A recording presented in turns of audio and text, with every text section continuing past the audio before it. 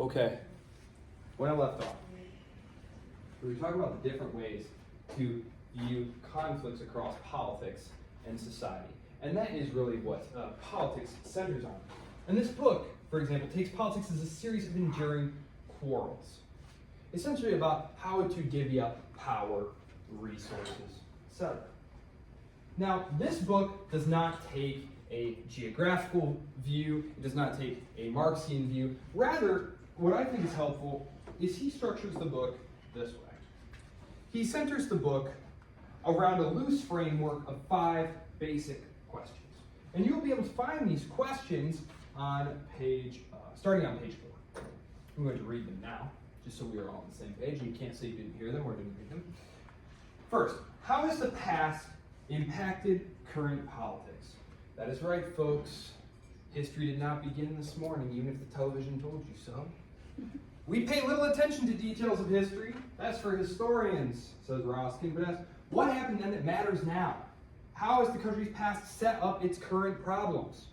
The rule of old monarchs and old regional conflicts may echo in present institutions, psychology, and quarrels. This is oh so true, oh so true. And that's why all of the case studies, remember that's the individual chapters that look at countries, are generally going to start with a very quick survey of the political history of the country. 2, what are the main institutions? Remember, institutions are the structures of power. And they're sometimes spelled out in the Constitution, but they're often the slow buildup of usages over time. Who really has power in a country? It's critical. And it's one of the reasons I pulled this map here. Rather recently, there have been a series of coups in this area of Africa right here. There's been a very interesting common denominator. 1, you had very weak governments. Number 2, you had militaries who had very close relationships with the U.S. government. And specifically capability building. That is, the military was becoming stronger and more capable than the civilian government, which had very low legitimacy and very little capability. And very oftentimes, when these kinds of power imbalances arise, because the military is an institution, right? And this institution simply gained too much power and wound up overthrowing the government. Another case is in Sudan.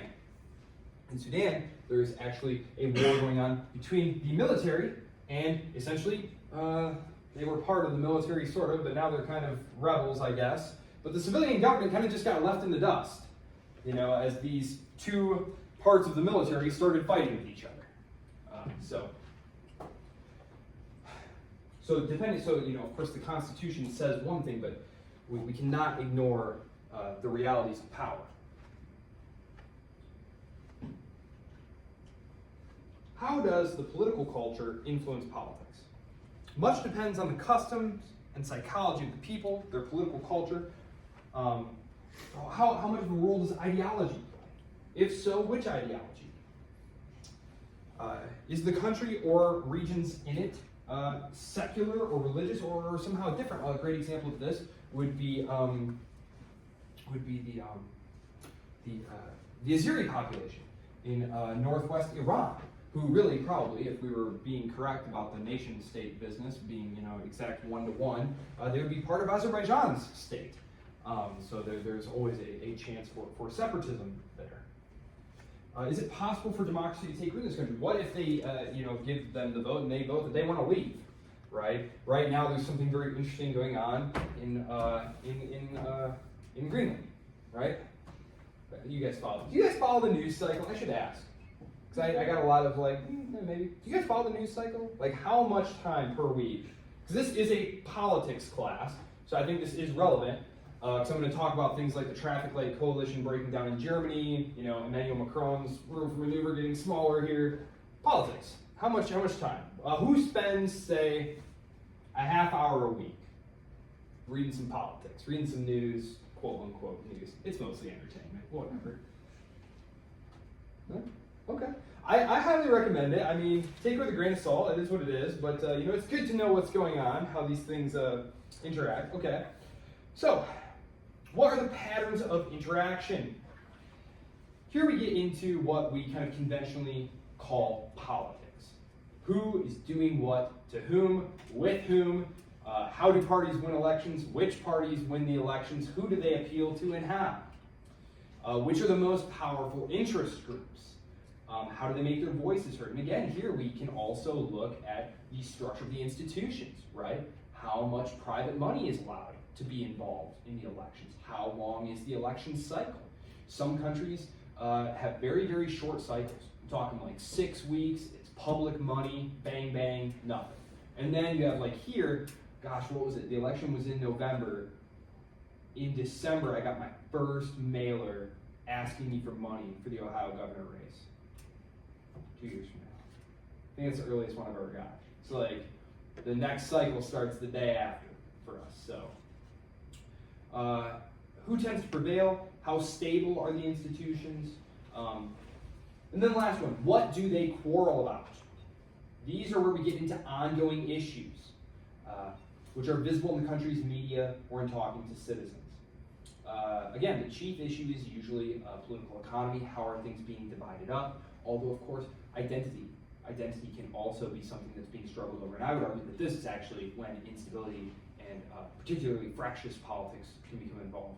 Because, again, there are things that are more important to people than money. And so if we're just fighting about money, things are, in my experience and in my survey of history, things are much more stable and much more civil than when we're fighting about identity, who we are. Is the economy growing? Why or why not? What reforms are suggested? Should income be redistributed?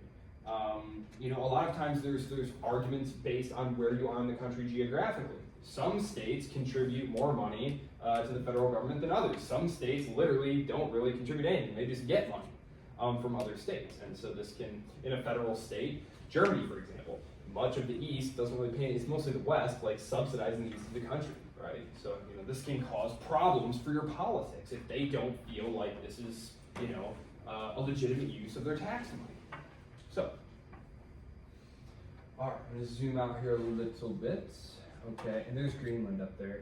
Yes, Greenland, I was getting into that. Yes, Greenland. Where's little Denmark? There's Denmark right there. Yes, Denmark says that Greenland needs to decide for itself. It's an autonomously governed province. It's not inside the EU. Do they want to vote for independence? Donald Trump says he wants to buy it. He said he wanted to buy it last time he was in office. I don't even know how you would calculate the value of something like that. I've read some like projections based on like previous land sales, but I mean just the sheer amount of raw materials that are there. I don't know. I mean, I saw one that was like $80 trillion. Yeah. How likely do you think it's going to happen? Because I've been listening a little bit about it, but. How likely is it that Denmark will sell it? Yeah. I think there's zero chance Denmark will sell it. I think there may be a vote for independence. If that happens, I could see it very Can you guys see my cursor moving around on the screen? I think it's very likely that it could get closely tied in to the North Atlantic Free Trade Zone here that Canada and the United States and Mexico are a part of. Of course, the real concern here, I should get a globe. Let me see. Globe. Yeah. I want a globe. Come on. I want a globe. Globe. Yeah. I just want a globe. I just want to show the Arctic. No. Ugh. Wait, I think Google Earth, right? Google Earth. There we go. Now I'll show you because this is what it's really all about. I'll show you what this is all about. So.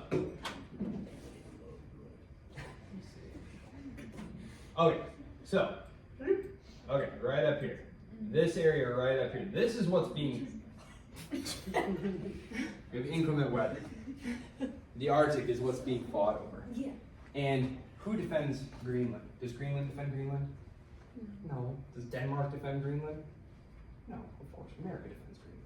That's why we have a bunch of military bases there. But the Russians are poking around up there, and there's a bunch of oil and natural gas underneath the ocean there. And so they're fighting over control over this vitally strategic area that especially, as that ice continues to melt, this is going to be a vital shipping lane. This is the thinking that's going on there. That basically Denmark is weak, Greenland weak, China and Russia poking around, so Donald Trump is, interested in acquiring that. Will it happen? I think as long as Greenland stays well inside the U.S. orbit and is comfortable having U.S. military assets there, I think probably things will remain the way they are. A lot of times Trump puts forward a maximalist position, just like with the Panama Canal, right? He said we might take it back, right? We might take it back if you don't start, treating us better. And of course the president of Panama had to then turn around and say, oh, we'll never do that. But, the very next day you found that he was like sending an envoy saying that like, we would love to do whatever we can to help you with stopping the flow of immigrants and whatever you need us to do, right? So he has to say one thing for his domestic audience because he's interested in staying in power domestically, but he's also interested in staying in power in the sense that he doesn't want the United States to, remove him from power. So then he has to, So there's always that going on. There's stuff that's for domestic consumption, right? And then there's stuff that you actually share with your fellow heads of state. So again, Trump, wants things from people, and so by putting forth maximalist positions, the United States is the single most powerful state on earth. So, if you make demands, people are just going to have to respond to that. It's not like this is, Grenada saying we're going to sanction you or something. Like if Washington says something, they're like, you have to take it seriously.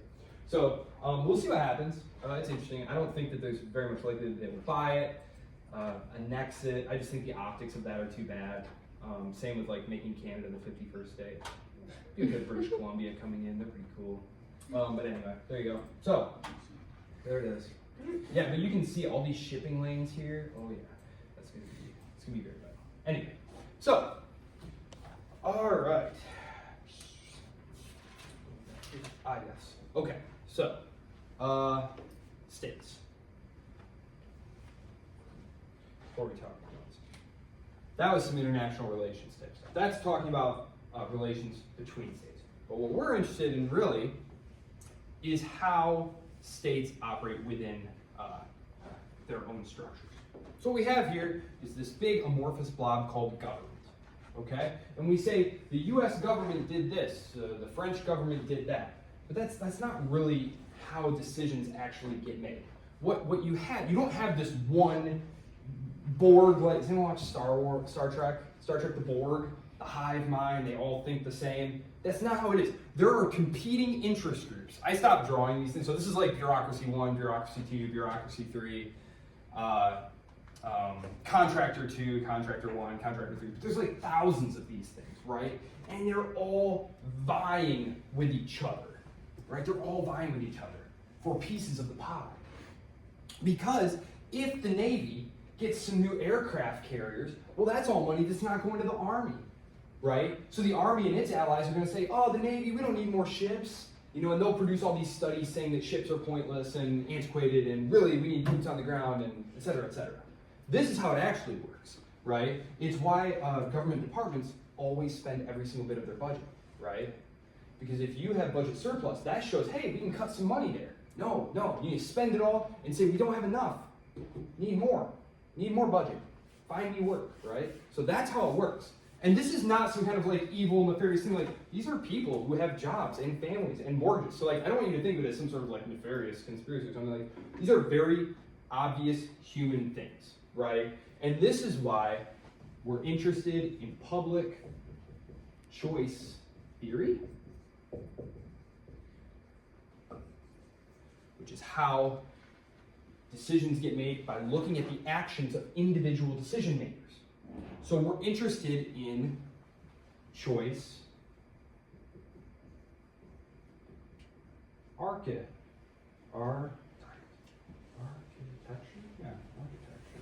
Choice architecture. Right? So if we have a political system that is very open to money, right? In the sense that you can openly lobby, contribute as much money as you want to someone's political campaign through various PACs and whatnot. If that is the incentive structure, what do we expect to happen? Do we expect elections to be expensive or cheap? Expensive, right? Like it's obvious. It's an obvious function of the incentive structure, of the choice architecture that we all face, right?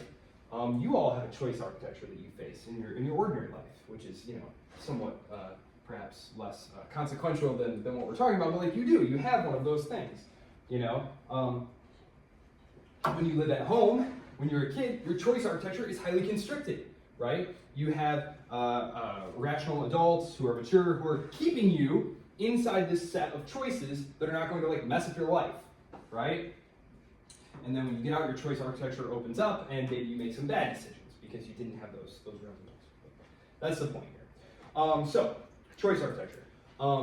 So we are in this class. This is a 300 level class. So like we are going to get into the actual bureaucracies and interest groups who are powerful within individual states. But oftentimes I am still going to fall back on saying like the French government did this, the American government did that. When really, a classic example is the war against Gaddafi in Libya, which is right here. You all see it? You all see it right there? Okay, this was all contrived. We know this because of the WikiLeaks cables, but if you read and you go back and you read the bulletin stuff, it was like Gaddafi's going to slaughter his people. We need to intervene for humanitarian reasons.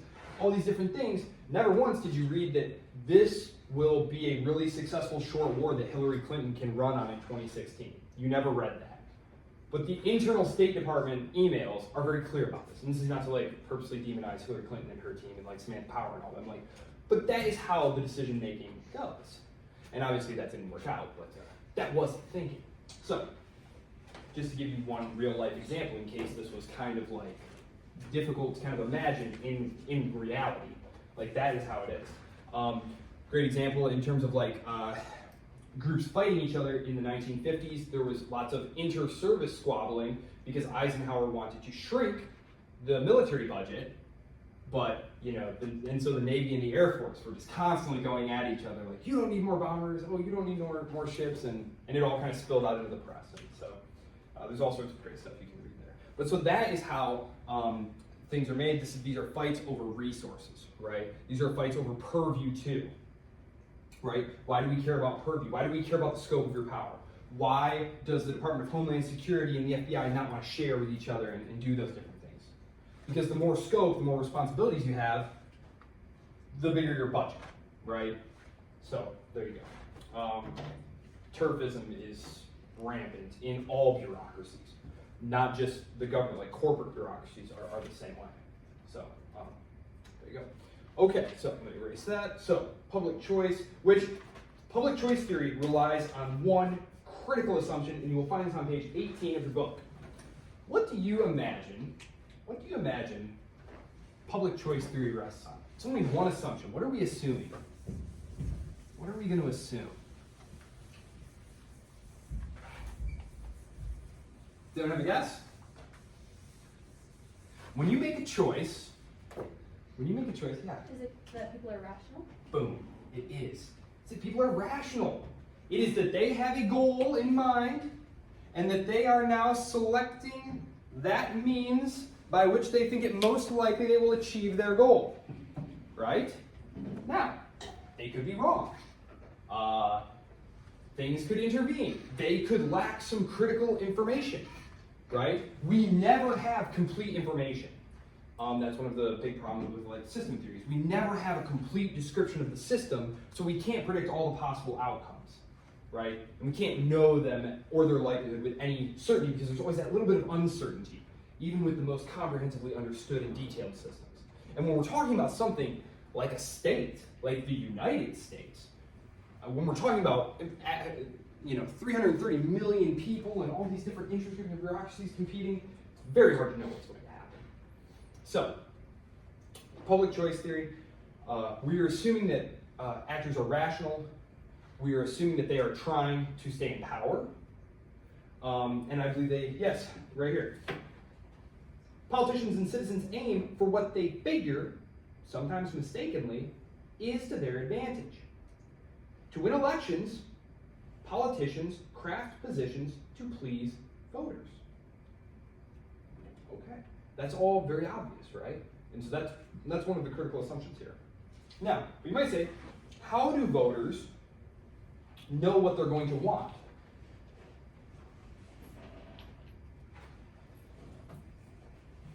Where do voters get their ideas about what they want from?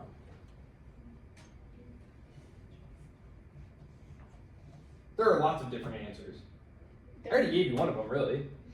The media, right? You're driving around listening to AM talk radio in the car on the way to work, and you decide that, this new proposition, they don't need the money. They're just wasting it anyway. Just heard about it, right? You read that, the Russians are trying to take over America in the Wall Street Journal, and now you believe that, right? You read it. I mean, you guys are some of the most educated people in the United States. And even you guys told me, 20 minutes a week maybe, right? About 20 minutes a week. Being a high information politico takes hours a day. I'm not even going to tell you how many hours a week I spend reading like news and press and things like that. It's not good. It's not a good amount. But that's the point, is you essentially are operating, not just you, I mean like generally, like out there, like people are operating on a very low information basis. And so, again, it's one of the reasons, I should say, that we have the problem that they talk about right at the start here, which is paralysis. We have a problem of political paralysis in the United States. We have a deficit. Deficit, this is a good word for you guys to know. What is a deficit? It's different from a debt, right? We have a national debt, and we have an annual deficit. You look like you've got an idea, Sal, right? Deficit is like when you overspend what you make, right? In a year. In a year, right? You had some money you made this year. You had some incoming money. You had some outgoing monies. And if you spent less than you brought in, you had a surplus. And if you spent more than you brought in, you had a deficit. And if you accumulate deficits over time, you build up debt, right? And so so the United States is $36 trillion in debt now. We haven't had a balanced budget since any of you have been alive. That's their only job. But if you ask someone, if you ask a Republican, do you know whose fault that all is? It's the Democrats. Wouldn't you believe it? And if you ask a Democrat whose fault it is, it's the Republicans. And it's one of the maddening things as a sort of detached third-party observer, academic type who's like, but you've both been in charge the whole time. We've had Democrat control, we've had Republican control, and it keeps going up. Like, what are you talking about? Clearly, there's something structural going on. And again, it's these interest groups. It's all of these different interest groups who all are getting a share, right? And so if you fight against one of those interest groups, you will wind up getting a lot of pushback. So it can be dangerous to your political career to, I will use Donald Trump as an example. When Donald Trump was on the campaign trail in 2015, one of the things that he said he wanted to do was get along with Russia. He thought that the U.S. government's Russia policy was a bad policy, and he wanted to change it. And so, I'm not making, I know this is going to sound super conspiratorial, but like it's all true, but yeah, the FBI just pretended to investigate him for treason as a Russian puppet. Why? To make him change his policy. That's it. And he did. And that's it. Like, if you alienate powerful interest groups, it will harm you. And it's one of the reasons that, like, the Palestinians, for example, don't get a lot of help in the U.S. Congress. It's because where's the Palestinian lobby? Right? Where's the Israel lobby? Ugh. Right? It's very obvious who you don't want to get on the wrong side of and who you do want to be on the right side of. There is a political benefit to acting one way and a serious political cost to acting another way. And what are people concerned with? You said it, Cam. Politicians are concerned with, they're concerned with staying in office, staying in power. Staying in power. Hundreds of thousands of dollars, you only work a couple months a year. Yeah, almost. Very nice. It's a good gig. Good gig if you can get it. Okay, so there you go. Interest group politics. When we talk about political parties, again, we tend to talk about them like the Republican Party did this because they're a hive mind and they all think this way. But of course, parties are just these rough coalitions of interest groups. So for example, the modern GOP, we can roughly break them down into a few. We've got some corporate America. We've got Christian right. We've got your, I'm going to call MAGA its own thing, although there's some crossover there. And they all have conflicting policy ideas here. For example, recently there was some controversy over the H-1B visa program. This is a visa program that allows quote-unquote high-skill, high-educated immigrants into the country on a favorable basis. Corporate America, represented in this case by Elon Musk, loves it, wants it, right? The MAGA, Middle America, Southeast Conference folks, go Tigers, let's go. They don't want it. They say they're taking jobs from Americans. And so you have this clash over whose policy preference is going to become GOP policy, right? You had the same thing happen in the 1970s because there was no anti-abortion plan in the GOP platform up until, golly, what was it, 80? I think it was 1980. Because you had this, this sort of moderate Northeast establishment who were socially liberal battling with the Christian right that was in the party, right? And so when they get together at their conventions and they put together their platform, this is when we put together, here's what we're going to do, you argue about it and you vote over it. And so there are different factions within the parties. So again, we're going to talk sometimes about, the SPD or the CDU or the AFD did this. We have to understand that there are factions within these parties, right? We are actually going to talk about it next week when we talk about the rise of New Labour. That is in the 1990s, British Labour, the British Labour Party, basically chucked out large parts of its old platform because a new faction had taken power, which decided that it needed to be more pro-business to win power, and it was very successful. And Tony Blair, anyone remember Tony Blair? Heard of him? He was the New Labour Prime Minister. He got elected multiple times. It was a good strategy. So there you go. Okay, so again, we're going to talk about interest groups. We're going to talk about parties. Any questions about anything that I've mentioned so far here? Hopefully that makes sense.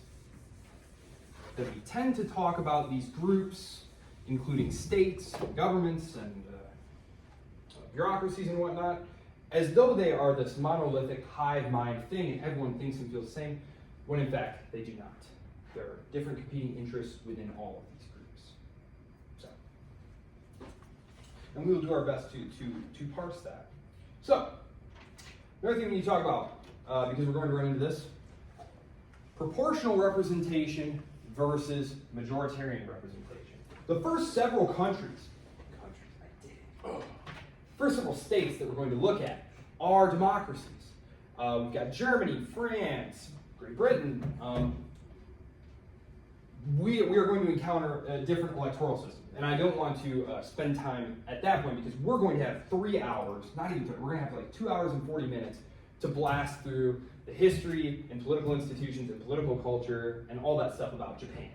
I don't want to spend time explaining, again, like what is the difference between a parliamentary system, a presidential system, a proportional system, etc. We're doing all that right now. So, what type of electoral system does the United States have at the federal level? Because at the state level, there can be a little bit of variation. What kind of sound? A constitutional republic? We are a constitutional republic. I'm thinking more voting system. What kind of voting system do we have? Maybe I should have been more specific. My apologies. Like a democracy. We do have a democracy. Democracy, we vote. So procedurally, we're voting, and then we have, yes? The electoral college. We do have an electoral college. Yes, we do. We have an electoral college for choosing the president. When we're dealing with actual congressional members, what we have is we have districts, and then we have a majority winner. It means that whoever got the most votes in that district wins. So, if we have District A here, and the Republicans and the Democrats were fighting over it, and 50.1% versus 49.9%, all the power goes to the Republican candidate. That is who's going to be in office. Effectively, these 49.9 people who live here who did not vote for them are not going to have a voice for the next 2 years. They lost. This is called a majority system. this is what the United States has at the federal level, and that most states have, including Michigan. You'll also hear it called first past the post. So, many other countries, and the state of Maryland, I don't know if there's another state that has, but I know Maryland has it, they have what's called proportional representation. Proportional.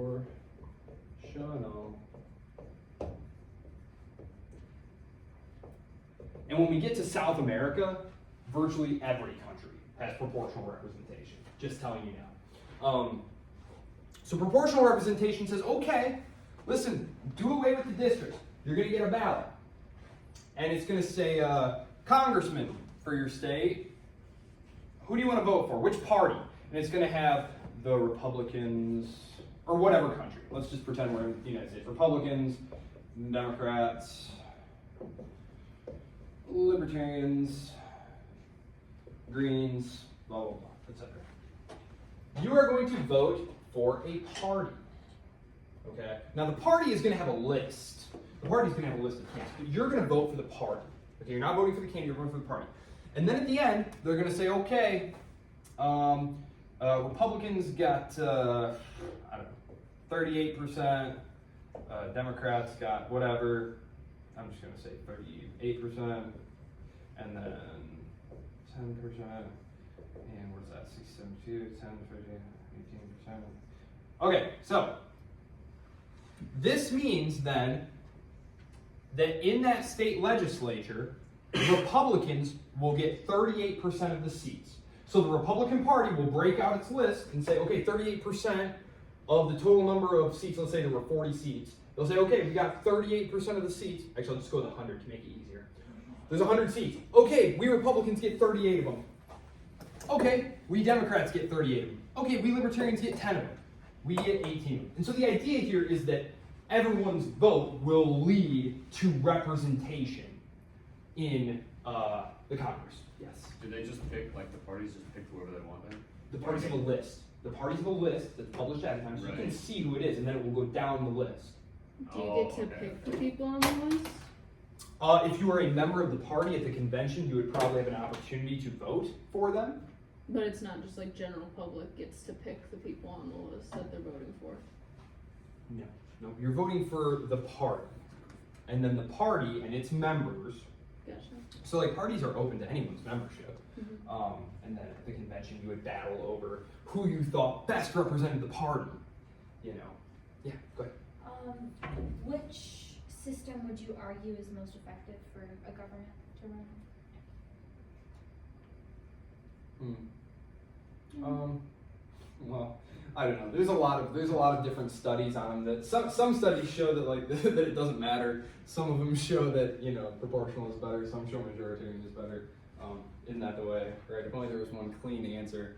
Honestly, I would probably favor a proportional system simply because it would break. I don't think it would lead to outcomes that I ideologically would like, personally.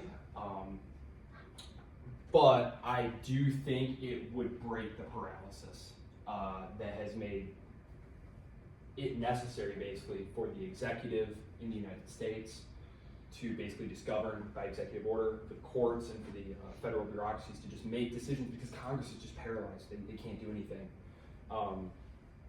So I definitely think a proportional representation system would break our deadlock. I don't know that it would lead to policy outcomes I would like, but I feel like it couldn't hardly be worse, honestly, the way things are going now with our two-party system. Yes, Sal. So is the proportional system kind of like with Italy, like when Giorgio Maloney won with the Brothers of Italy? Is that kind of what it is? It's like a parliament. Is it similar to a parliament? Okay. Parliamentary versus presidential is the next thing I want to talk about. So a parliamentary system could be majoritarian, like the English system, or it could be proportional, like the Argentinian system. So it could be either one, or the Brazilian system. So it could be either one. So whether or not you have a parliamentary system or a presidential system is one question. Whether or not you allot, because that deals with the leadership. That's your executive. What we're talking about here is our legislature. We're talking about this is how the legislature is assigned. Okay. So again, in the majority system, it's just we have a district, individual candidates run, you vote for a candidate. That candidate will probably have a party affiliation. But of course, we have independents who run. They rarely win. There are reasons for that. But yeah, and then whoever gets the most votes wins. You don't even need a majority, right? Bill Clinton didn't win a majority, right? So you don't need one. And then we have the proportional system where there's just a list of parties. You're going to vote for the party that you feel most clearly represents the ideology, the policy program that you favor. The list will be public. Like, you can see who's going to be the representative. You don't have any control over that, as you were questioning about, unless you go and you take part in the convention process and whatnot. But it's going to be party people. Like, they're not going to be freelancing. Like, you're not going to wind up with someone who's like, oh wow, the third guy on this list is a real wild card here. No, that's not enough. Those people are getting weeded out during the convention process. They want good, solid party people who are going to vote the line and be disciplined. But again, the argument is that in this system, even if 49.9% said, I don't want that person, they still get it, and they get no voice. And the argument is that here, as long as you cross a threshold, usually it'll say, like, you have to get 5% of the popular vote to get some representation. But it's saying, if you are that important to the public, you should have a voice in the governing process. Do you think that proportional representation would almost strengthen like special interest groups? That's one of the arguments. There is literature that argues that it would. There's also literature that argues that it wouldn't. So, you know, I think part of that is just the incentive structure that you said. If your system is wide open to influence peddling, then no amount of change in terms of the structure is going to matter. If money is what makes policy, then money will make the policy, whether it's majority or proportional. So I think there probably need to be more safeguards. And it's interesting because I teach political theory here as well. And one of the things that the ancients always talked about, people like Aristotle said, you gotta keep money out of politics. Money will ruin it. Money corrupts everything. You know, even the founders were very concerned with money corrupting politics. And you know, and here we are, right? Like, money's just flowing in. You know, now, what was it, like $30 million on one Senate race? It's like, what on earth? And okay, I can't even get into that. But yes, it's very clear. Money is very much making the policies here. So, but there you go. There's a lot of different things underlying that in the American case. But it's rules, it's institutions, it's ways things have grown up. Like I said, in Europe, many countries have a very short campaign season. There are laws about when you can campaign, and everything is through public money. You don't get to take outside money. All the campaigns are publicly financed, and they're pretty shoestring and they're very short. And it could be that way. That's just not the way our system has evolved over time. I mean, some of the court cases that they reference to argue that money was speech went all the way back to like the 1800s. So, I mean, that's what I mean when I say, like, how does the past impact on the future, or on the present and the future? Okay. So, yes, now to presidential, yes. So even if we did want to make a shift now in our current climate, how honestly would that, like, how would that actually happen? Because I feel like it's so deeply ingrained, like, in our culture that, you know, money equals power and, like, politically. So, like, what would we have to do if that was something that, like, America wanted to do? Golly, it's tough because, of course, if you want, let's say, let's take something that Americans, whether they're Republicans or Democrats, sorry, Greens and Libertarians, of which I am one, I'm just going to exclude you when I talk about these things because we're politically irrelevant. Democratic and Republican voters agree about one thing. You know what it is? Members of Congress shouldn't trade stocks. It's a conflict of interest and it's wrong. Mm-hmm. Now, since we're all in agreement on this, why don't we have a law about it? Because Congress people write laws. Because Congress has to make the law. Because Congress is a bunch of money. Does Congress want to regulate that it cannot trade stocks? Of course not. And so we don't get it. And so that's kind of the problem here, right? That's kind of the problem.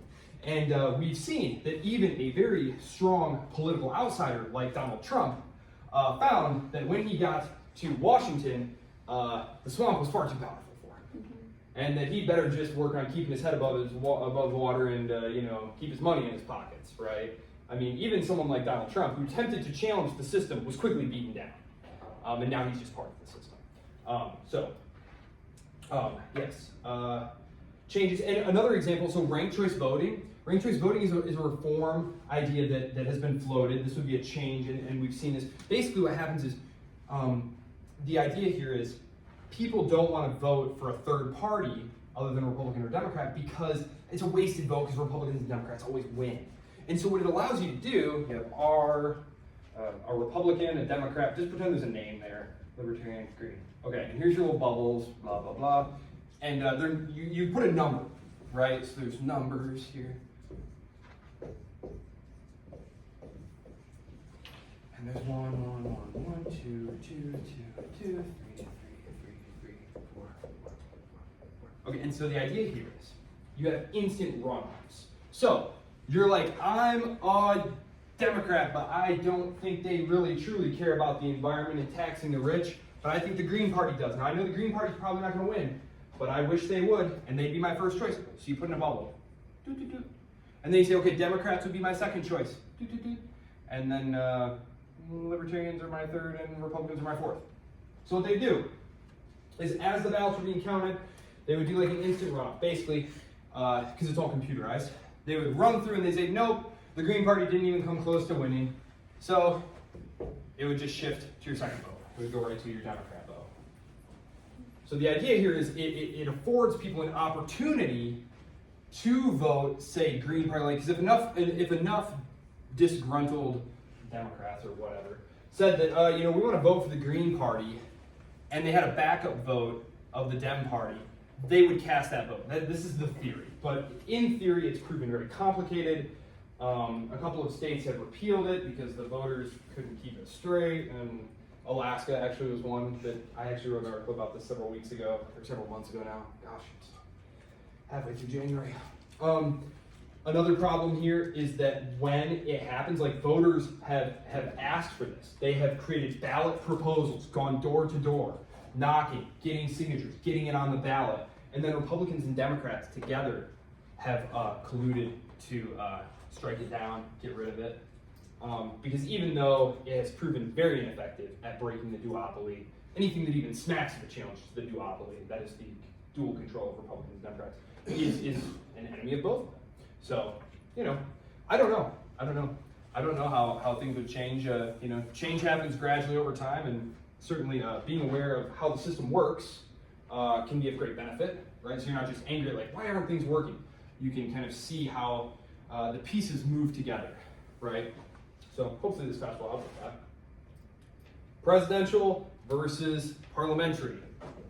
Presidential. Choom. And parliamentary.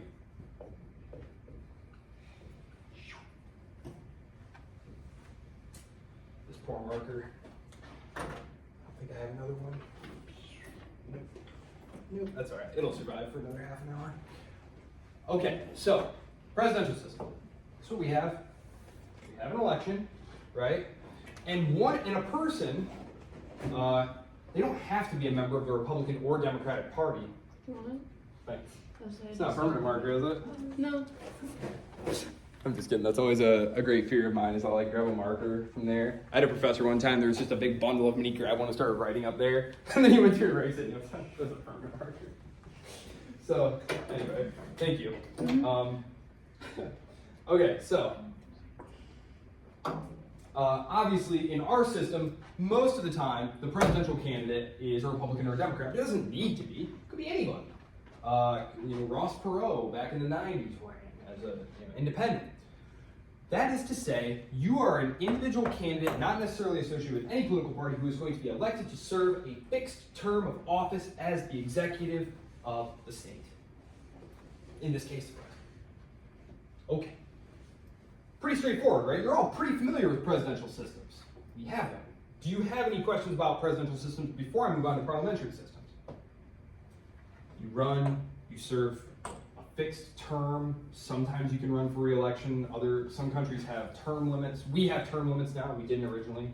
That's an interesting one. The institution of the president. That's what I meant about and what he means, what Russell means about institutions not necessarily being written down. Until the 1940s, there was no amendment saying, hey, you're going to be president twice. It was just a tradition. just something that had been passed along. Right? It's just a tradition. That's how most of the English Constitution evolved, but that's going back many, many hundreds of years. Okay, parliamentary system. How's the parliamentary system work? Parliamentary systems are less stable. So this executive, and these are executives, okay,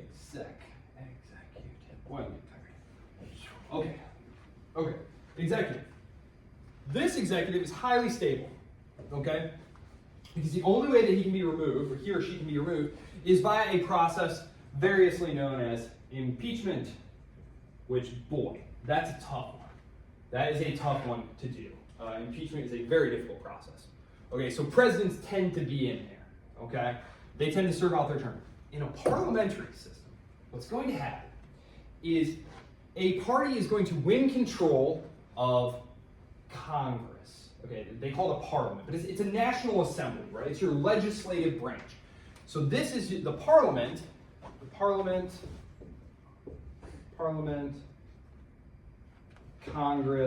These are all just various words for the legislature, or the legislative branch. Okay, what happens in a parliamentary system is whichever party or coalition. Okay, I'll leave it at just party now, but I'll make it more complicated in a minute, 'cause it's usually more complicated, except in the British case where it's a two-party system. What happens is there are some liberals, but they hardly matter. Okay, the parliament.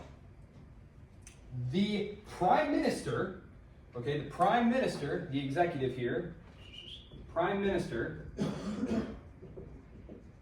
is actually one of the leaders of the legislative party that won the election.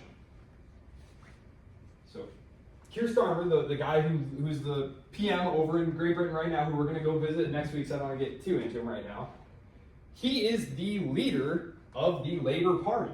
And when his party won the election, he moved out of his seat in the Commons. I'll save that for next week.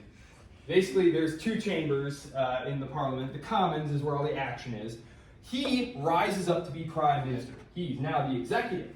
However, he's highly unstable because he can be unseated by a vote of no confidence. So this means and all this means is he lost his parliamentary majority. And this is actually fairly easy to do. It happens all the time. Olaf Scholz, especially when you get into multi-party systems. Who was asking about one? Someone asked me about. So multi-party systems. So Keir Starmer is going to be not as safe as a U.S. president who's in there for a term and can't be removed except via impeachment. Because the British system is a two-party system, as long as he can keep the loyalty of his guys and gals, his party, it's going to be very safe. Not impossible for him to lose power. In fact, I would not be surprised if he was ousted. Liz Truss, who was PM, she got ousted very quickly. But in a two-party system, you're pretty safe as long as you can keep the loyalty of your party. There's going to be factions within your party, so you have to be careful, right? Right now, Keir Starmer is trying to balance between the really progressive Labourites who want him to increase spending proposals, and the more centrist types who are like, no, what's that going to do to bond yields? Different things like that. In a multi-party system, though, you are not likely to have won an outright majority. So, in the British case, we have a majoritarian system, just like in the United States, right? In the case of something like Germany, where you have a proportional system, a multi-party proportional system, you're not going to win 51% of the vote. You're probably going to win like 35% of the vote, maybe. And then you're going to need allies. So, the Social Democrats, the SPD, they might go to the Greens and say, listen, this election, we did pretty well. If you will join our coalition, we'll give you Interior Ministry, and we'll agree to decarbonize this much. And you make promises to allies. You offer them things to join you in power. And then if you don't deliver those things, they break from you, and your government collapses. So when you hear like the German government collapsed on Tuesday, my wife is always like, oh, why didn't they make it sound so dramatic? It does sound so dramatic, doesn't it? The government collapsed. All it means is that the deal that made the government fell apart, and now there's new elections. So they just have new elections when that happens. So there you go. The French system is more complicated than that, but we'll leave the French presidential system for France. Yes? So if I'm understanding you correctly, they don't really have like term limits, it's just once the government falls apart, it falls apart. Yeah, that's a They funny rebuild point. Yeah, theoretically, like someone could keep being prime minister like forever. If they were Theoretically, good. yeah, theoretically they could. Okay. I don't know what the longest reign is. Thatcher was in there for a really long time, but So is that any parliamentary system or just the few that we were looking at, like Great Britain, Germany?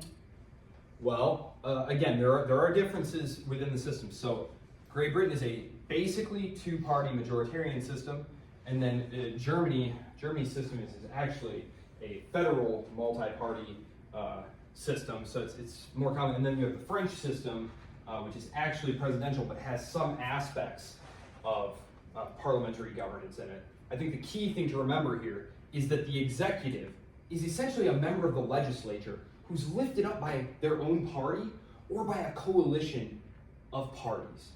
Yeah. So with this, like the parliamentary system, like kind of parties like promising each other stuff and like aligning with each other. Yep. Is that kind of like in Canada, Trudeau just stepped down? Is that kind of like there's the Liberal Party and then there's the party that the Sikh, the guy who's a Sikh is the head of, I can't remember the party name, but they kind of align with each other. Is that kind of what? Yeah, and you make a governing coalition. Yeah. You make a governing coalition. That's why the German government was called the Traffic Light Coalition, because you had the reds, the greens, and the yellows.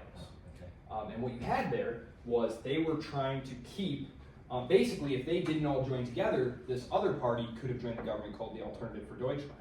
And so they all joined together, and basically what broke the government apart is that the Yellow Party, which I can't remember what that one's called. It's like it's a very small like pro-business party.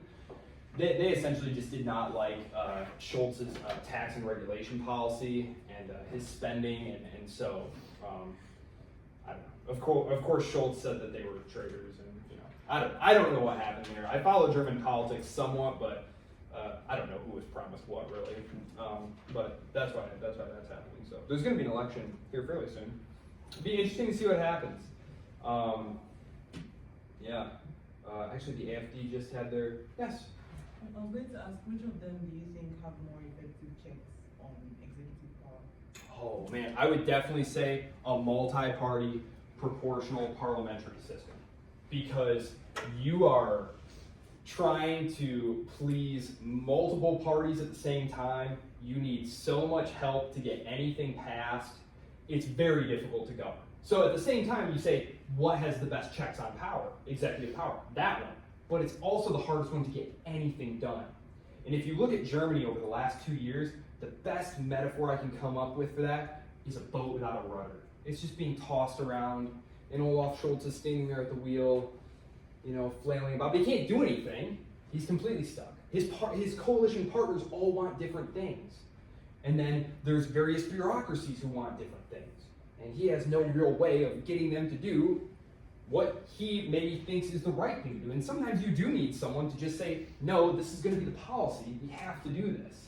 You know, it could wind up being the wrong policy, but otherwise you just stagnate in paralysis and drown in debt and economic stagnation. So, yeah. So there you go. So those are the major systems that we're dealing with. Some of the other systems that we're going to be looking at, these are a little bit further down the road, and they're somewhat more straightforward. They're somewhat more straightforward in terms of explaining their structure, at least on the surface. Okay, that is those are democratic systems. We also have a couple of so various literature is going to call them like flawed democracies, soft authoritarian systems. There are various descriptions of them. But essentially, what we have here, let's start with one of the most basic, because I believe the final, yes, do you have some? No, okay. So I have a week, I think, yeah, because there's 12, yes. So week 13, I do like kind of a grab bag of like, hey, here's some interesting case studies that aren't in the book, but you hear about them all the time. I think Saudi Arabia is one of the ones that I picked. I'd have to go back and look. But just, hey, here's how this government works, basically. So you have a monarchy, right? Now, at least on the surface, this monarch is all powerful. It's a hereditary monarchy. Actually, the way he came to power was kind of interesting. He sort of jumped over like a billion other people in line. There were like 70 Saudi royal princes, and he won out. But anyway, so at least on the surface, he seems like, El Presidente, dictatorship, right? Can do whatever he wants. No, because his power is supported by other key institutions. But how they operate is behind the scenes, so it's very difficult for us to see what's happening and to understand how these things interrelate. For example, the military. The Saudis, for example, have a very powerful air force that they've built up. But the monarchy resists building up a ground army because they fear that the army could become a threat to the monarchy. It's one of the reasons they like having a close security relationship with the United States. They can outsource the actual boots on the ground. And Air Force is not a serious threat to, take over the palace, right? Then you also have religious institutions, right? Religious structures. It's a Sunni monarchy. This helps to legitimate your rule socially. It's a means of social control that helps prop up the monarchy. Now, sometimes they butt heads, though, because the religious police and the religious institutions were very supportive of the House of Saud for many, many years. But the new guy, Mohammed bin Salman, has been something of a liberalizer, something of a, I don't want to overdo that word there. I mean, he's not like, Tony Blair or something, but like maybe women can drive, maybe we'll build some tech or something like that. Like, he's trying to move the country in a more progressive direction and away from just being, a gas station, basically. They're trying to build this like huge futuristic tech city on the banks of this. Yeah, I don't know. I think it's gonna wind up being a boondoggle, personally, but we'll see what happens. I noticed they stopped working on it recently, but. Talking about the wall thing, or no? No, it's called oh gosh. Shoot, what do they call it? I forget. If you look at it, if you just Google it, Is it the line? What did you say? Or the line? Yeah, that's what I was. No, it's this like big futuristic tech city. I think the name of it starts with an M or something, but it's like a pet project. They've sunk so much money into it. We'll see. Also, the Saudis were really trying to make aggressive acquisitions in like Western capital markets. The car maker Lucid, the electric vehicle maker Lucid. Yeah, the Saudis own a good chunk of that. Yeah. They also tried to buy Credit Suisse, but wound up getting the short end of that stick. Anyway, point being, this guy is trying to move them in a new direction, and he had to fight some internal battles. Basically, remove some people from the military who he thought weren't quite loyal enough, remove some members of his own family that he didn't think were quite loyal enough, do some battle with the religious police and the religious institutions. But again, this all kind of takes place behind the scenes, so we don't have a real clear picture. We can see the changes when they happen, but how they actually happen is rather opaque. We can't really see it. It's neon or Neo. I want to say Monium. Okay, Noium. Yeah. Yeah. So we'll see what happens there. I don't know. They're just burning the cash. We'll see what happens there. I don't know. Okay. So monarchy. So as we can see here, so like when the directives are being issued, it seems straightforward, but there's a lot of things going on behind the scenes that we just can't see, that we don't have a lot of access to. And in that sense, it's a lot like sort of the infighting that goes on within our own bureaucracies that we just don't have a clear window into. Like maybe you read like I don't even know where you would go to look for something like that. Sometimes the Hill will have various things like that about like squabbling within agencies, but I think that's the closest example there. What's another one that we're going to do? Yes. Okay. And then there's China, for example. I'm not going to get too into that, but let's just call this our authoritarian example here. Okay. No elections. Okay. It's not a monarch. It's not a monarchy. there's no, Xi Jinping is not the son of the former premier. His father was an official way back. I'll get into that when we do China. He's got an interesting story, but basically, it's one party dictatorship, right? One party. Russia is similar in that sense. It's a one party that makes pretty much all the decisions. It's not like in China there really literally is only one party. In Russia there are like other parties who like contest elections and stuff. Although Putin's party, United Russia, wins. One party in China. Inside the party, there is intense bureaucratic battling. You have your allies, I have my allies, and we maybe even have different policy programs. If you look at Chinese policies over the past 30 years, it's remarkable just how much change there's been. There's an old saw that I've heard go around political science circles.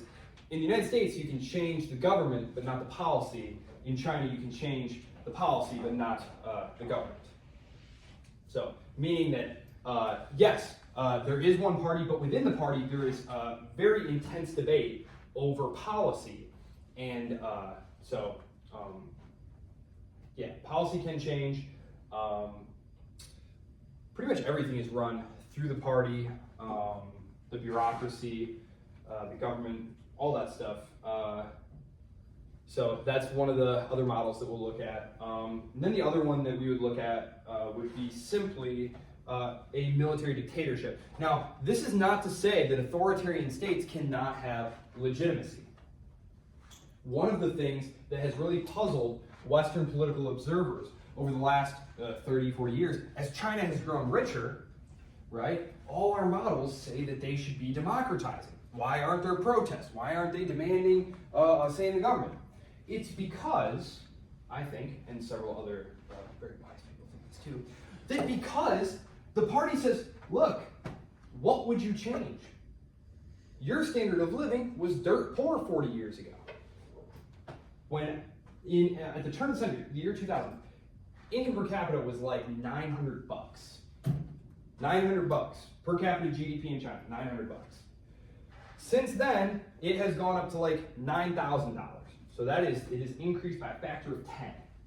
Now, if all your incomes had gone up by a factor of 10 over the last 25 years, would you care who was in power?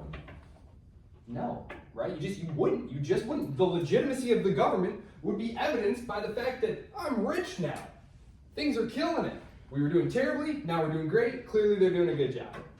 And that's pretty much it. So legitimacy for an authoritarian system, people say, well, how can it have legitimacy? In the case of the Chinese system, I think it's fairly obvious. Yes? Do you think if the Chinese system began losing money, if their like middle class and like upper lower class started losing a lot of money, Yeah. do you think they would start I definitely think that there would be huge revolting problems. for like a democracy and change of government? I don't know what they would agitate for in terms of politically, but I do know that it would cause a lot of domestic unrest. And A lot of unrest. would you argue that the Chinese government's like position and their legitimacy is fragile because it's based on, you know, the happiness of somebody's income? Or do you think it would be fairly stable? Because Well- they built the income and they well, built the economy. I think it's twofold. Number one, its legitimacy over the last 40 years has been really, really dramatically bolstered by the fact that China has become rich under their watch. But we said earlier that money is not everything, and there are identity markers that are really important. The Chinese Communist Party, part of their ideological appeal, that is the non-monetary appeal of them, is that they are the ones who defeated, the Western imperialists and those awful Japanese invaders and all of them, and they made the country strong. And if their hold on power were ever weakened, China might be laid low again. And so there is a very fierce nationalism, a very fierce Chinese nationalism that exists in China now that was simply not present 30, 40 years ago. Nationalism was seen as bourgeois, right? Really, China, it's the Chinese Communist Party, but they're basically state capitalist. They are state capitalists. There's a high degree of state intervention and supervision of the economy, but there is private means of ownership. There are large corporations, right? One of them has become so successful that the U.S. government is considering like possessing it, borrowing it from the country, right? Have you been following the TikTok battle, right? Okay, so it's complicated. It is very complicated. So China is an interesting example. Okay, the last one I'll talk about here. This is one I don't know how much we'll actually go into this. If we did, it'd be like week 13 when I'm just kind of going around doing a grab bag of different examples. Would be an out and out military dictatorship. Okay, this is one where legitimacy is not even really a question, right? It's just rule by the military. Very often this is going to happen, not exclusively, but again, I'm going to speak in generalities for a minute. This tends to happen, oddly enough, in countries that are very resource rich. Very resource rich. There's a whole body of literature on this called the resource curse. Essentially, the idea is that in this instance, the state does not need to work to invest in building up the human capital of its people and striking deals with it to provide for a good quality of life, et cetera, in exchange for tax revenue. Because instead, the government just says, forget about you people. I'm not even going to tax you. I'm not going to tax you or anything. But don't cause trouble, because I'm just going to take this oil or this gold or whatever it is, whatever natural resource it is, and that's what's going to fund my regime. So, oddly enough, it's the countries that have the most natural resources that are oftentimes the most susceptible to this form of takeover, this form of government. Because democracy and civilian government is very hard. It's a lot of deal making. It's very fragile, as we saw. One of the things that I think is important to understand is that the institutions that are part of the democratic West, these evolved very, very, very, very, very gradually over many centuries. We are going to see this when we take a look next week at British political history. We're going to see that there were multiple civil wars, super bloody stuff, that there were dictatorships, military dictatorships within the last few centuries. So, again, the road to becoming democratic is not straight, it is not short, and I think the last 25 years should really serve as a very cautionary tale, because of course, after the Cold War ended, the United States was easily the most powerful state in the world, and it went around trying to promote regime change and to basically just turn everything into a liberal capitalist democracy overnight. And they all failed. They all failed. I think Morocco might still be, maybe. I'd have to look, but it's been a horrible failure overall. And it's because it's not just about saying, okay, now here's a parliament, and now we're going to vote. Things need to gain legitimacy over time. People need to build a civic devotion to the state, to each other. It's about the evolution of these norms, these aspects of political culture that you can't just import to a place. And again, it's because these policymakers were not thinking about our own experience here in the West. The democracy didn't just like sprout up in Britain or the United States overnight, that it was a long and fraught and perilous and often bloody process. And so, again, I think that's something that we should keep in mind here when we're looking at different political cultures. Obviously, they change over time, but how they change is often difficult to predict, and we should definitely be very humble, I think, when we're trying to make predictions about how things that are as complicated as whole societies are going to respond to a given stimuli. So, okay, I believe, let me see, yes, because of course, yes, we're almost at the end of the chapter here, because we're talking about theory. So it's very tempting as a smart person or a presumably smart person, someone who thinks they're smart, to have a theory about how things work, and this theory explains what will happen if you do X, you will get Y, et cetera, et cetera. Look, theories are based on knowledge about how the world works, and the more information you have, the better model you can make, the better you can theorize about it. But I think we need to bear in mind that these are just theories. And so while I'm very excited to share the next couple of months with you as we look at these various countries I would like you to keep that in mind that, you know, we really don't know how these different places are going to evolve. So, the last thing that I will say about this is, what is the benefit of comparative politics? Because there are some in the political science community and who say that, look, no, you don't need a comparison. You just need to get highly, highly specialized about one single country and just learn everything you need, everything you can about that country, and you'll be able to predict how things are going to go in that country. I think the essence of science is comparison. If you go all the way back to Aristotle, when he was forming his school, what he did is, unlike Plato, who said, we're just going to theorize in the abstract, he said, no.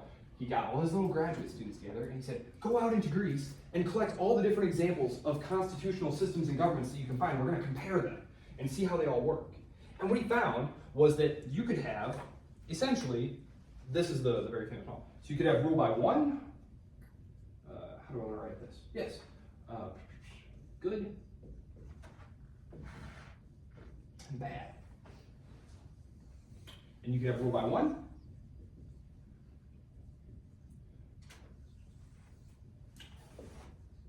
Rule by few. And rule by the many. And he said, look, there is no one government that is absolutely perfect. What matters is how the people within these societies and institutions interact. So for example, if you have someone who rules, a single ruler who rules, and they rule well, and they try to preserve the peace and provide for a good situation for the common good, you have kingship. If you have someone who's just exploitative and extractive and unjust, you have tyranny.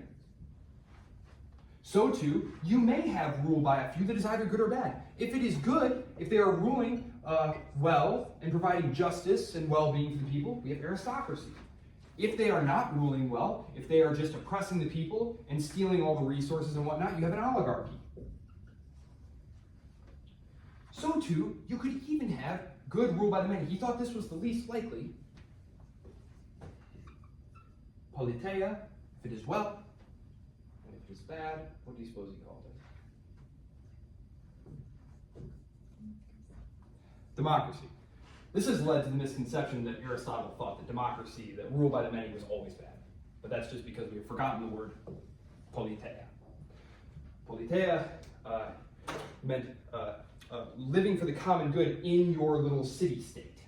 Aristotle believed that it was only possible to live this democratic, participatory, good life in small polities, where you could know everyone, where you could be a real part of that place.